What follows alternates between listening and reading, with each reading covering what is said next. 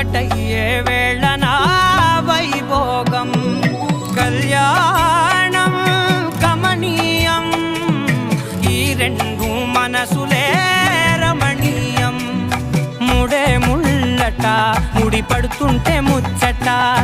నాలుగు దిక్కుల కంట చూడ ముచ్చటైన వేడుకంట